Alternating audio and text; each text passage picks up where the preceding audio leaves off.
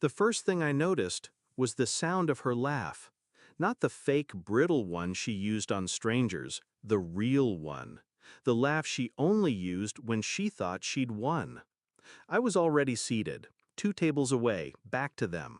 I didn't turn around immediately. I wanted the moment to stretch, to burn.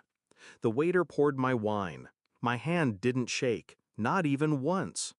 It took 3 deep breaths before I glanced over my shoulder, and there she was, my sister, in my engagement dress, hairpinned the way I'd planned to wear it next month. Across from her sat Daniel, my fiancé. His hand was on hers. Our restaurant, our table, my life. Before Daniel and I met 3 years ago, he wasn't lightning. He was gravity. The kind of man who made you feel like the center of his universe. He memorized the way I took my coffee, kissed my forehead in public, and told me I was the safest place he'd ever known. And my sister, Leah, she was the wild one, always competing, always testing boundaries.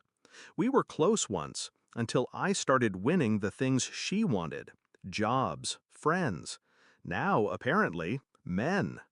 When Daniel proposed in that same restaurant last winter, Leah cried louder than me, told me I was the luckiest girl alive. I believed her. Cracks. It started small. Texts Daniel wouldn't explain. Leah suddenly too busy to see me, except when Daniel was around. Her compliments became sharper, edged with something I couldn't name. Then, 2 weeks before the engagement party, I found her scarf in Daniel's car. He swore she'd left it there after a family lunch.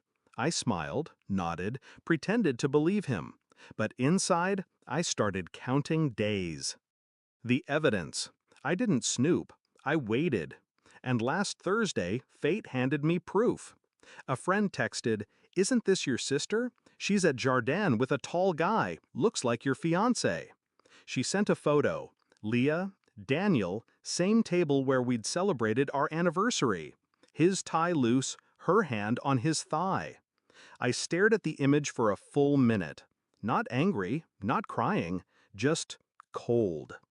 The shift. People expect you to break when your heart does. I didn't. I became precise. First, I moved my savings into a private account. Quietly canceled the joint credit card. Then I called the restaurant, reserved the table directly beside theirs for Saturday night. Same time, same waiter.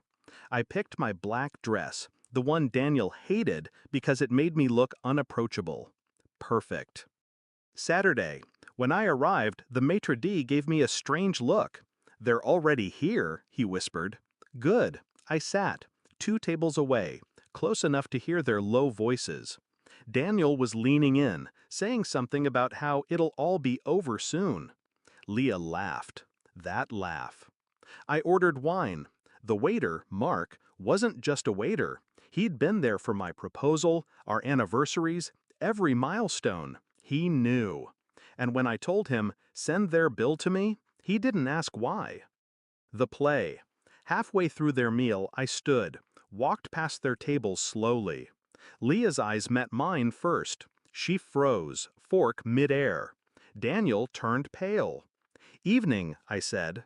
No anger, no raised voice, just calm, measured venom. "You both look dressed for the occasion." Leah stammered something about coincidence. Daniel opened his mouth, closed it again. I leaned down just enough for only them to hear.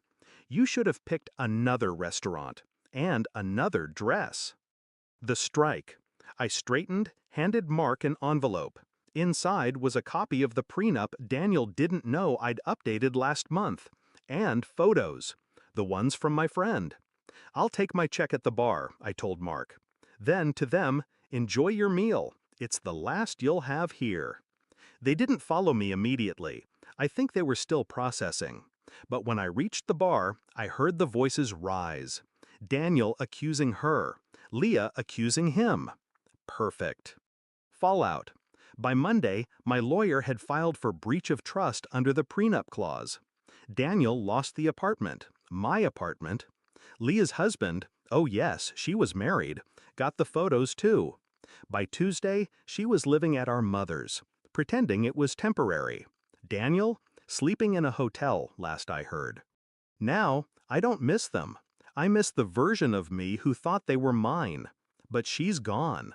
What's left is sharper, quieter. And when I hear laughter in a restaurant now, I don't flinch. I just listen. Because I know exactly what to do with betrayal when I hear it. Final line. They taught me the difference between love and ownership. Now, everything I own stays mine.